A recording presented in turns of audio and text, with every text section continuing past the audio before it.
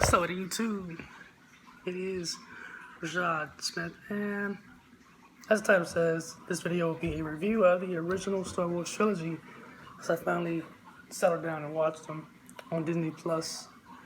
I saw I got into the series off the sequel trilogy. I saw Force Awakens on Netflix like right before Last Jedi came out. I saw Last Jedi and Rise of Skywalker in theaters, and I will be doing a review of all three trilogies as I watch them. Because after I post this video, I'm gonna get started on the prequel trilogy, and then I'll do a review of that, all three. Then I'll rewatch the sequel trilogy, do the review of those three, and then I'm probably gonna also do the standalone movies, the Solo and Rogue One, and I'll probably do all of them. But yeah, let's get into it. So, New Hope. Well, for the most part, there wasn't much I didn't like. I'll do what I liked first, and then what I didn't like, and then I guess to a certain extent, there's like misconceptions I had going in. Well, mainly one misconception that I guess can be grouped into the I didn't like thing, because I assumed something, and I would have rather liked for my assumption to be right. So, I guess in hindsight, it shouldn't have surprised me, but it did. But going off what I liked, even though the movies were over 2 hours long, they did, they were paced really good, and they went by quicker than you would think. Just some movies. If a movie's paced bad, it can be an hour long, and it'll still feel like it drags. So for it to be over 2 hours long and still go by relatively fast shows that he paced it good with jumping in and out of multiple storylines. It's like, which I realized they did in the sequel trilogy too, where they split up the group and they're jumping back and forth. So maybe that is what helps it speed by faster. I'm not sure, but for whatever reason, it didn't feel like it dragged for a 2 hour movie. And the action sequences were fun to watch, even if at some points I would kind of like laugh at the CGI, and I had to like remind myself that it was the first one came out in 1977, the third one came out in 1983. So I had to remind myself that it's not going to be 2020 CGI. So, but there were some parts where it just looked so bad. I just had to laugh. But I mean, that's not a complaint, because, like I said, I understand it was like 40 years ago, so that's not a complaint. It was an observation. And what else? The characters were. I'm gonna stay off rep. My favorite character for this trilogy was Han Solo. I already know who my favorite character for the sequel trilogy is, but I'll get to that whenever I do a review of the sequel trilogy, probably in a few weeks. Probably in a few weeks. Well, when I get to that, you probably can guess who it is, or maybe you won't be able to guess who it is. But my favorite character in this trilogy was Han Solo, because he was just cool. Dude was just cool. Like, he just had that, cowboy. Who would I like compare him to? I guess off the Harry Potter, compared to Sirius in a way. How he's just cool, almost without even trying. Because he's just, not that he doesn't care about the rules, but if he wants to, he'll break them, but like not even in a bad way.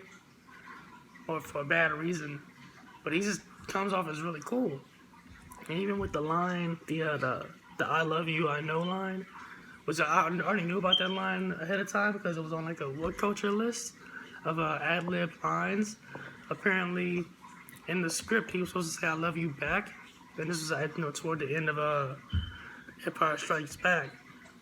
He was supposed to say it back, but Harrison Ford felt like that's not something that Han would say, so which is why he ad-libbed "I know," and I think I agree with him. I think it comes off better for his character to have said that, and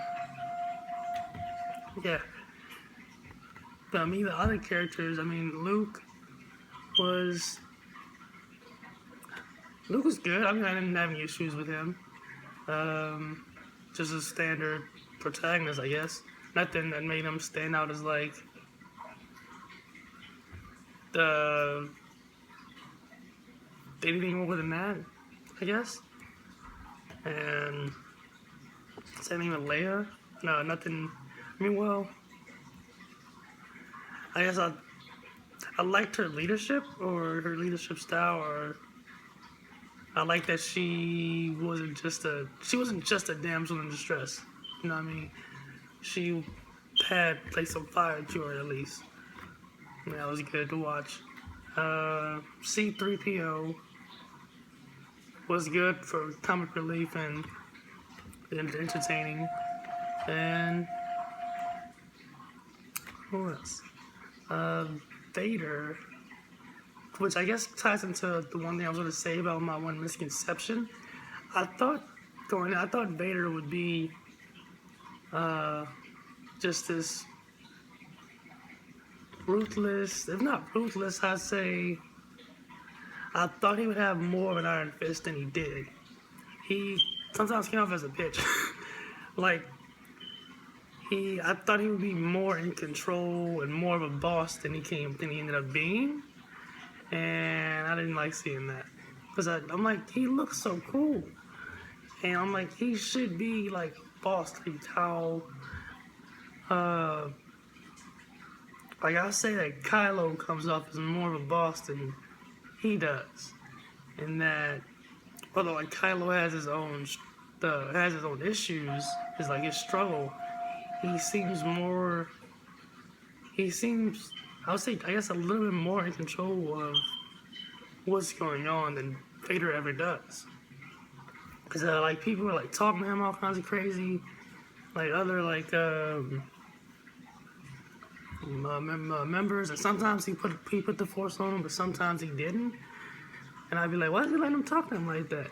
And then even though I understand the whole Palpatine thing, and he's like the Emperor and all that, but even though like at the end of Return of the Jedi, Vader does, at least we thought, kills Palpatine and stops him from killing Luke. Even at first, he's just like watching. I'm like, dog, like, what are you doing? Like, he just sometimes comes off as like he should have more. He should be like more of a boss than he is. And that's what kind of confused me about Vader's character, and I didn't like that. But let's see, what are the characters? I think that's it for characters.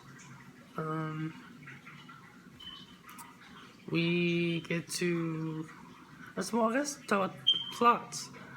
Like the plot was a standard,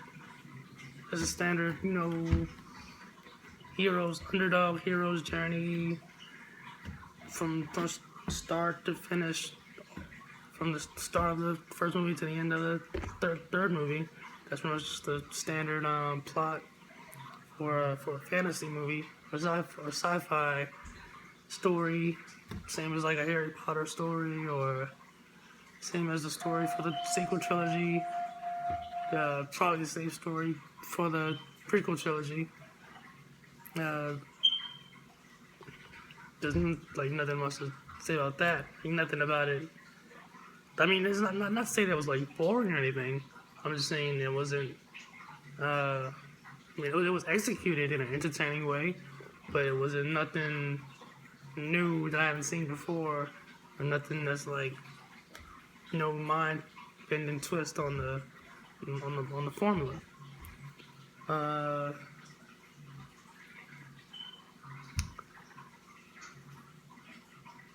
think that. Oh well, so which one was my favorite movie out of the three? I would say, um, I don't feel like I have a favorite out of the three. I feel like maybe it's the way I watched them, I treated them. I pretty much watched them almost back to back to back. So, I guess I treated it as one large story.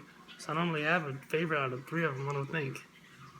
Um, I guess I enjoyed them all the same. But wait, do I have a favorite? Uh, well,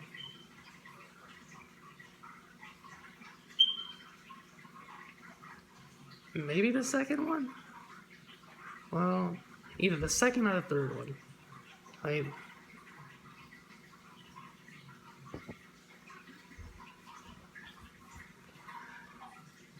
I'll say for what I didn't like was I felt like at certain points, multiple characters that they didn't react. They didn't react as strongly as I would have felt that you were reacting to situations, such as when Luke's uncle dies and when his own uncle who raised him die, uh, and when Luke finds out that no, that was it. When Leia finds out that Luke is her brother and Darth Vader is her dad, uh, and when Darth Vader dies, when Luke's in, and when Yoda dies, I felt like in all those moments, the character and like they don't react to as strongly as I would think. They're like, oh, like they have like a small moment, a reaction, of moments that I would think would be don't deserve bigger reactions, such as like when Luke finds out Darth Vader is his dad. Like that reaction that he gave should have been the reaction for others. Like that's like the right reaction for that moment. But that's also how he should have reacted in other moments too. And so yeah, that part stuck out to me in a way. But other than that, I don't think I really had any complaints about it. It was a really good viewing experience. I was entertained the entire time, for the most part, and it was fun to watch. So yeah, I'm looking forward to watching the sequel, the prequel trilogy, and reviewing that for you guys. And yeah, so let me know in the comments what you thought of. Oh yeah, one point I did want to point out. Leading up to when we find out that Darth Vader is Luke's dad, as far as I can really tell, there was no sign of that. So, because based on everything they said about his dad, there was no area where they said that, like that we would think, at least I would think, that Darth Vader was his dad. Now, I wouldn't have been surprised if they were like, "Oh, your dad chose the dark side," or something like that before he died, or because they set the scenes for that. But the Vader thing, they did not. I felt like it was out of nowhere. So if you like back in the day, if you're watching this and you saw the movies back in the day when they first came out, no spoilers. Did you think that was gonna happen? That Vader was gonna be Luke's dad? If so, you're probably lying. But if so, tell me why in the comments, and I'll see you in the next video.